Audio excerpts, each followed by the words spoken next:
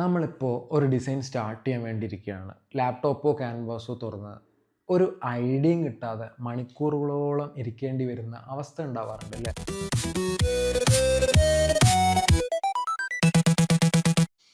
ഇത് ഡിസൈനേഴ്സും വിഷ്വൽ ആർട്ടിസ്റ്റും മാത്രം എക്സ്പീരിയൻസ് ചെയ്യുന്നൊരവസ്ഥയല്ല.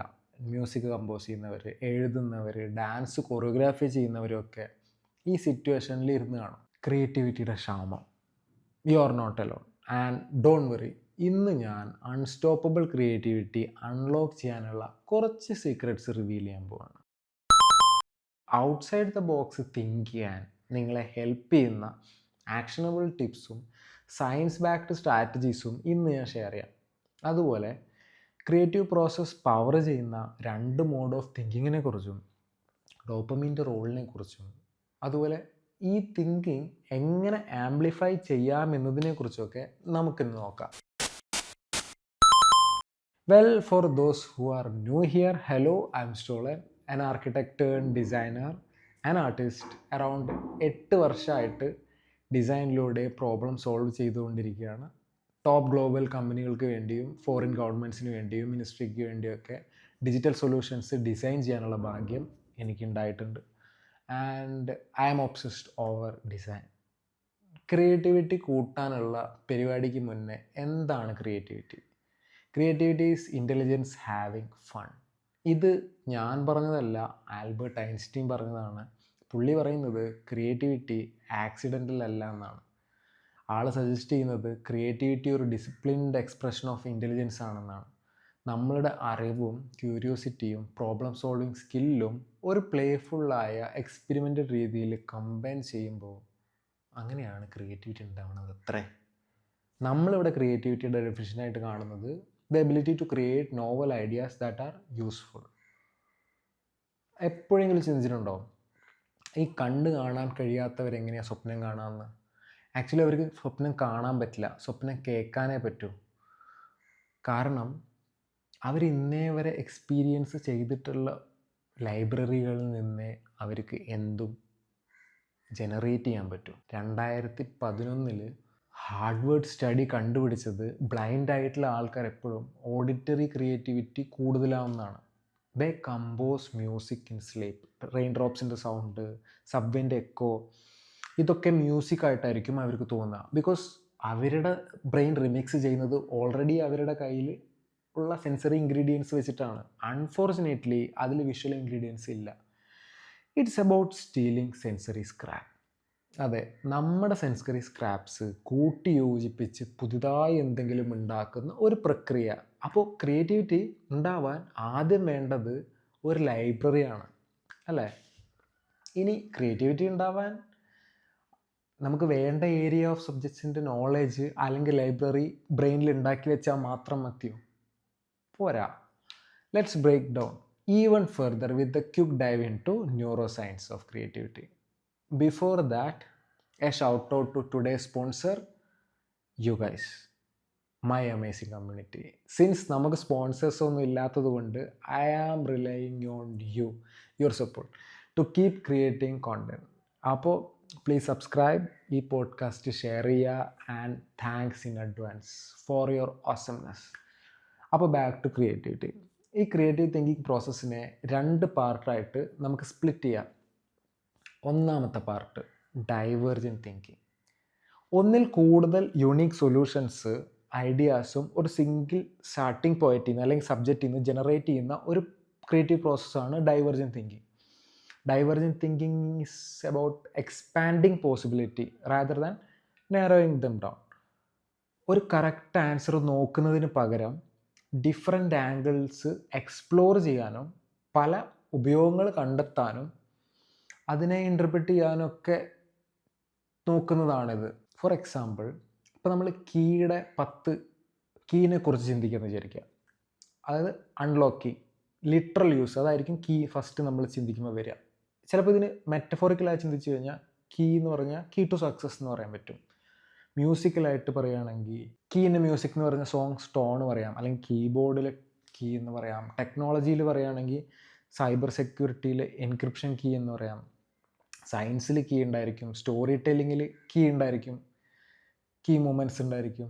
അതുപോലെ ഒരുപാട് ജനറേറ്റ് ചെയ്യാൻ പറ്റും. ഒരുപാട് ജനറേറ്റ് ചെയ്യുന്നതോടുകൂടി ഒരുപാട് ക്രിയേറ്റീവ് പൊട്ടൻഷ്യൽ ഉണ്ടായിരിക്കും. ആൻഡ് ഇങ്ങനെ ജനറേറ്റ് ചെയ്യുന്നതെല്ലാം ക്രിയേറ്റീവ് ആവണമെന്നില്ല.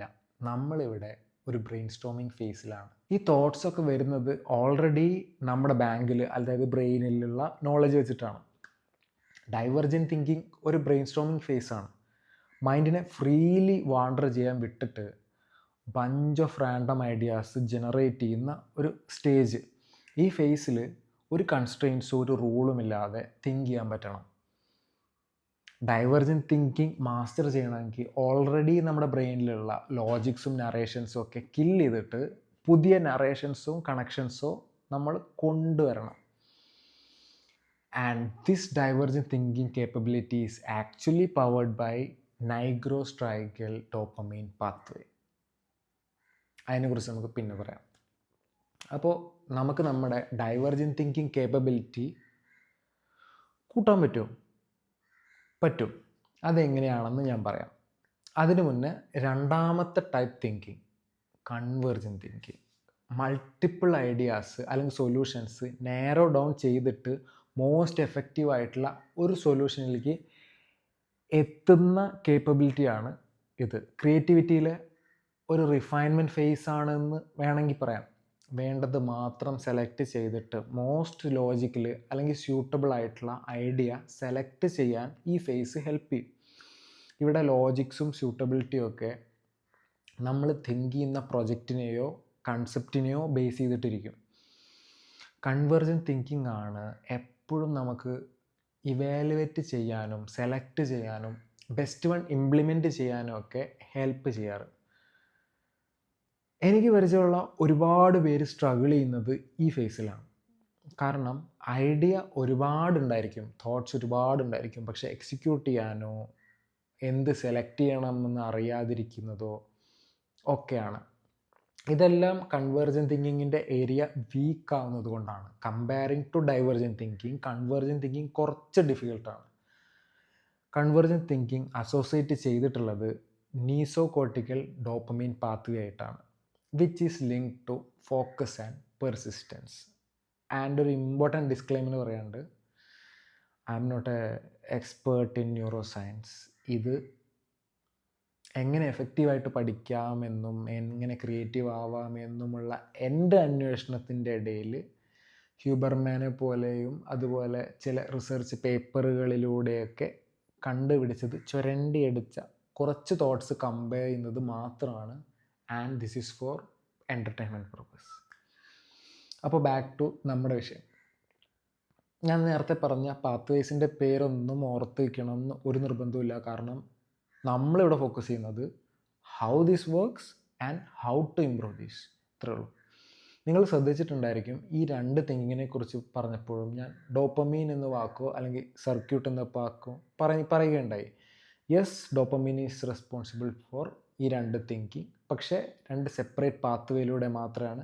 ആൻഡ് ഈ പാത്വേ എങ്ങനെ എൻഗേജ് ചെയ്യാമെന്ന് മനസ്സിലാക്കുന്നതോടുകൂടി ഈ രണ്ട് തിങ്കിങ്ങും ഈസിയാവും.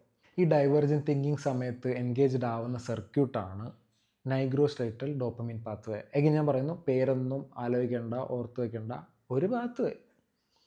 ഇതേ സെയിം പാത്വേ ആണ് ബോഡിലി മൂവ്മെൻറ്റ്സിൻ്റെ ടൈമിലും ഐ മൂവ്മെൻറ്റ്സിൻ്റെ ടൈമിലും അതുപോലെ ഈവൻ മൂവ്മെൻറ്റിനെ പറ്റി തിങ്ക് ചെയ്യുമ്പോഴും ഒക്കെ എൻഗേജ്ഡ് ആവുന്നത്. നേരത്തെ ഞാൻ പറഞ്ഞിരുന്നു, കൺവേർജൻറ്റ് തിങ്കിങ് മാസ്റ്റർ ചെയ്യാൻ നമുക്ക് വേണ്ടത് ഓൾറെഡി നമ്മുടെ മനസ്സിലുള്ള നാരേറ്റീവ്സോ അല്ലെങ്കിൽ ലോജിക്സോ ഒക്കെ സപ്രസ് ചെയ്തിട്ട് പുതിയത് കൊണ്ടുവരുമ്പോഴാണെന്ന്. ആക്ച്വലി കൺവേർജൻറ്റ് തിങ്കിങ് മാസ്റ്റർ ചെയ്യാനുള്ള ഒരു ടെക്നിക്കാണ് ഓപ്പൺ മോണിറ്ററിങ് മെഡിറ്റേഷൻ. മെഡിറ്റേഷൻ എന്നൊക്കെ പറഞ്ഞ് കേട്ട് ഞെട്ടണ്ട, സിമ്പിൾ പരിപാടിയാണ്.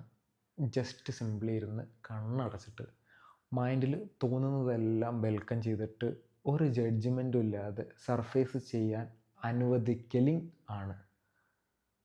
റെഗുലർ ബേസിൽ ഓപ്പൺ മോണിറ്ററിങ് മെഡിറ്റേഷൻ ചെയ്ത് കഴിഞ്ഞാൽ ഡൈവർജൻറ്റ് തിങ്കിങ് ഇംപ്രൂവ് ആവാനുള്ള ചാൻസസ് ഹൈ ആണ്.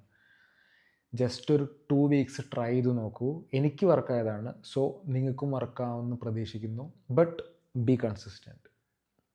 ഹ്യൂബർമാൻ പറയുന്ന പോലെ ഏതൊരു ന്യൂറോ സർക്യൂട്ടോ പാത്വേയോ എഗെയിൻ ആൻഡ് എഗെയിൻ എൻഗേജ് ചെയ്ത് കഴിഞ്ഞാൽ it will become easier to engage. അതാണ് ന്യൂറോ പ്ലാസ്റ്റിസിറ്റി. ട്രൈ ചെയ്ത് നോക്കൂ, നല്ല ഫൺ പരിപാടിയാണ്. ചിലപ്പോൾ നമ്മൾ വല്ല വാല്യൂ ചെയിനിൽ നിന്നൊക്കെ സ്റ്റാർട്ട് ചെയ്തിട്ട് അവിടെ നിന്ന് തുടങ്ങി അവസാനം മുല്ലപ്പെരിയാറിലോ സണ്ണി ലിയോണിലൊക്കെ എത്തി നിൽക്കും. Because no rules, no judgement. നല്ല രസമുള്ള പരിപാടിയാണ്, ട്രൈ ചെയ്ത് നോക്കൂ. ഇനി ഡൈവർജൻറ്റ് തിങ്കിങ് കേപ്പബിലിറ്റി കൂട്ടാൻ വേറൊരു ഐഡിയയും കൂടി ഉണ്ട്. Studies found that when we are motionless, അതായത് റെഡിനെസ് ഓഫ് മൂവ്മെൻറ്റ് കുറഞ്ഞിരിക്കുമ്പോൾ അവരുടെ ബാങ്ക് ഓഫ് ഓപ്ഷൻ അവൈലബിലിറ്റി കൂടും. അഥവാ ഒന്നുകൂടി പറയാം, ഓൾറെഡി നമ്മുടെ ബ്രെയിനിലുള്ള തോട്ട്സ് ഇമാജിൻ ചെയ്യാനുള്ള ചാൻസ് 65% ഇൻക്രീസ് ആവും. ഇതിപ്പോൾ 5 സ്റ്റാറിൻ്റെ പരസ്യം പോലെ എല്ലാം വെറുതെ ഇരിക്കാനാണ് പറയുന്നത്. സംഗതി ശരിയാണ്. NSDR അഥവാ നോൺ സ്ലീപ്പ് ഡീപ്പ് റെസ്റ്റ്, അതായത് ഉറങ്ങാതെ മൂവ്മെൻറ്റ്സ് ഒന്നും ഇല്ലാതെ ഇരിക്കുന്ന ടൈമിൽ നമ്മുടെ ഇമാജിനേഷൻ പവർ കൂടും. കാരണം this helps to selectively elevate dopamine in this pathway. NSDR helps in enhance the capacity of divergent thinking. ഈ ഡൈവർജൻറ്റ് തിങ്കിങ് എൻഗേജ് ചെയ്യാൻ വേറൊരു സീക്രട്ടും കൂടിയുണ്ട്. എൻ്റെ വർക്ക്സിൻ്റെയൊക്കെ ഒരുപാട് ബെസ്റ്റ് ഐഡിയാസ് എനിക്ക് കിട്ടിയിട്ടുള്ളത് ഓടുമ്പോഴോ അല്ലെങ്കിൽ സൈക്കിൾ ഓടിക്കുമ്പോഴോ ജോഗ് ചെയ്യുമ്പോഴോ കുളിക്കുമ്പോഴോ ഒക്കെയാണ്. വൈ? ബോഡി മൂവ്മെൻറ്റ്സും ഡൈവർജൻറ്റ് തിങ്കിങ്ങും തമ്മിൽ എന്തോ ഒരു റിലേഷനുണ്ട്. ഒരുപാട് സെൻസറി അറ്റൻഷൻ ആവശ്യമില്ലാത്ത മൂവ്മെൻറ്റ്സ്, ഫോർ എക്സാമ്പിൾ ഓടുന്നത്, സൈക്കിൾ ചെയ്യുന്നത്, ജോഗ് ചെയ്യുന്നത്, ഇതൊക്കെ ചെയ്യുമ്പോൾ ഈ മൂവ്മെൻറ്റ്സ് ന്യൂറോ പാത്വേ എൻഗേജ് ചെയ്തിട്ട് നമ്മുടെ ലൈബ്രറി ഓഫ് ഐഡിയാസ് ഓപ്പൺ ആവും. ഡിഫറെൻ്റ് ഏരിയാസും ടോപ്പിക്സും ലിങ്ക് ചെയ്ത് new idea and thoughts emerge ആവും. എനിക്കറിയാം ഇപ്പം എന്താ നിങ്ങൾ ആലോചിക്കുന്നതെന്ന്. എനിക്കൊരു ഡൗട്ട് ഉണ്ടായിരുന്നു. ആദ്യം വെറുതെ ഇരിക്കുമ്പോൾ ഡൈവർജൻറ്റ് തിങ്കിങ് കൂടുമെന്ന് പറയുന്നു, ഇപ്പം അത് പറയുന്നു മൂവ്മെൻറ്റിൽ കൂടുമെന്ന്. ആക്ച്വലി അങ്ങനെയല്ല. NSDR അഥവാ non sleep deep rest enhance ചെയ്യാണ് ഡൈവർജൻറ്റ് തിങ്കിങ്ങിൻ്റെ കപ്പാസിറ്റി. വേർ മൂവ്മെൻറ്റ്സ് ഉണ്ടാവുമ്പോൾ ഡൈവർജൻറ്റ് തിങ്കിങ്ങിൽ നമ്മൾ എൻഗേജ്ഡ് ആവുകയാണ് ചെയ്യുക. അതായത് വൺസ് ഇൻ എ വീക്കോ ട്വൈസ് ഇൻ എ വീക്കോ ഒക്കെ NSDR ചെയ്യുന്നത് ഡൈവർജൻറ്റ് തിങ്കിങ്ങിൻ്റെ കപ്പാസിറ്റി കൂട്ടാനും ഡൈവർജൻറ്റ് തിങ്കിങ്ങിൽ എൻഗേജ്ഡ് ആവുന്നത് മൂവ്മെൻറ്റ്സിൻ്റെ ടൈമിലുമാണ്. ഇപ്പോൾ വളരെ ചുരുക്കി പറഞ്ഞു കഴിഞ്ഞാൽ 3 കാര്യങ്ങൾ നമ്മൾ ചെയ്യണം. 1 open meditation, 2 non sleep deep rest once in a week, 3 എന്തെങ്കിലും ഒരു ഫിസിക്കൽ എക്സസൈസ്. ആൻഡ് ഈ എക്സസൈസ് ചെയ്യുമ്പോൾ നമ്മൾ ഓഡിയോ ബുക്കോ പോഡ്കാസ്റ്റോ പാട്ടോ ഒന്നും കേൾക്കാതിരിക്കുക. കാരണം ഞാൻ പറഞ്ഞ പോലെ കോൺഷ്യസ് പരിപാടി ഉണ്ടാവാൻ പാടില്ല. ഇനി കൺവേർജൻറ്റ് തിങ്കിങ് സമയത്ത് എൻഗേജ് ആവുന്ന സർക്യൂട്ടാണ് മീസോ കോർട്ടിക്കൽ പാത്വേ. പിന്നെ ഞാൻ പറയുന്നു, ഈ പേരിൻ്റെ ഒരു ആവശ്യമില്ല, ഞാനിതൊന്നും കാണാതെ പഠിച്ച് വയ്ക്കാറില്ല. This area is involve in motivation and emotion and it is critical for focus and persistence. Convergent thinking improve ചെയ്യാനും നമുക്ക് വേണ്ടത് ഒരു ടൈപ്പ് ഓഫ് മെഡിറ്റേഷനാണ്. അത് നേരത്തെ പറഞ്ഞ പോലത്തെ മെഡിറ്റേഷനിൽ നിന്ന് എൻറ്റയർലി ഡിഫറെൻ്റ് ആയിട്ടുള്ള ഒരു മെഡിറ്റേഷനാണ്. That is focused attention meditation. പേര് പോലെ തന്നെ സിമ്പിളാണ്. ഒരു പെർട്ടിക്കുലർ ബോഡി പാർട്ടിലേക്കോ അല്ലെങ്കിൽ സൗണ്ടിലേക്കോ അല്ലെങ്കിൽ ബ്രീത്തിലേക്കോ അതും അല്ലെങ്കിൽ ഏതെങ്കിലും ഒരു മ്യൂസിക്കിലേക്കോ ഫോക്കസ് ചെയ്തുകൊണ്ട് ചെയ്യുന്ന മെഡിറ്റേഷൻ. ഈ മെഡിറ്റേഷൻ ചെയ്യുന്നത് കൊണ്ട് കൺവേർജൻറ്റ് തിങ്കിങ്ങിൽ അത്യാവശ്യമായിട്ടുള്ള വേണ്ടത് മാത്രം ഫോക്കസ് ചെയ്ത് സെലക്ട് ചെയ്യാനുള്ള എബിലിറ്റി കൂട്ടാൻ ഇത് ഹെൽപ്പ് ചെയ്യും. ഇനി നമുക്കറിയാം, ഇതൊന്നും നോക്കാതെ യങ് ചിൽഡ്രൻ നമ്മളെക്കാൾ ഒരുപാട് ക്രിയേറ്റീവ് ആണെന്ന്. ചിലപ്പോൾ അവർക്ക് ഈ ലോജിക്സിൻ്റെ ബേർഡൻ ഇല്ലാത്തതുകൊണ്ടാവാം. പക്ഷേ എഗെയിൻ ഡൈവേർജൻറ്റ് തിങ്കിങ്ങിന് ലോജിക്സ് ഇമ്പോർട്ടൻ്റ് ആണ്. ലോജിക്സ് കൂടിയേ തീരൂ. ഇത് നമ്മളോട് പറയുന്നത് there is an another pathway to creativity, narrative theory. ഒരുപാട് വർഷം മുന്നേ ഈ സയൻസും ന്യൂറോ സയൻസും ഒക്കെ വരുന്നതിന് മുന്നേ അരിസ്റ്റോട്ടിൽ പോയറ്റിക്സിൽ ഇതിനെക്കുറിച്ച് പറഞ്ഞിട്ടുണ്ട്. ഈ നറേറ്റീവ് തിയറിയിൽ 3 എലമെൻറ്റ്സ് ഉണ്ട്: world building, perspective shifting and action generation. First one, world building. പേര് പറയുന്ന പോലെ തന്നെ ഒരു ഡീറ്റെയിൽഡ് ഫിക്ഷണൽ വേൾഡ് അല്ലെങ്കിൽ യൂണിവേഴ്സ് ക്രിയേറ്റ് ചെയ്യുന്നതാണിത്. ഇത് മൈൻഡിനെ പുതിയ ഒരു എൻവയോൺമെൻറ്റ് ഇമാജിൻ ചെയ്യാൻ ഹെൽപ്പ് ചെയ്യും. അവിടുത്തെ റൂൾസും ലോജിക്സും ഒക്കെ നമ്മൾ ആദ്യം തന്നെ സെറ്റ് ചെയ്ത് വെക്കും. കൊച്ചു പിള്ളേർ ഇതിൻ്റെ മാസ്റ്റേഴ്സ് ആയിരിക്കും. സെക്കൻഡ് വണ്ണാണ് പെർസ്പെക്റ്റീവ് ഷിഫ്റ്റിംഗ്. ഇവിടെ instead of just thinking differently, ആ ഒരു ക്യാരക്ടർ ഇങ്ങനെ തിങ്ക് ചെയ്യാനുണ്ടാവുന്ന മോട്ടിവേഷനിലാണ് നമ്മൾ ഫോക്കസ് ചെയ്യുന്നത്.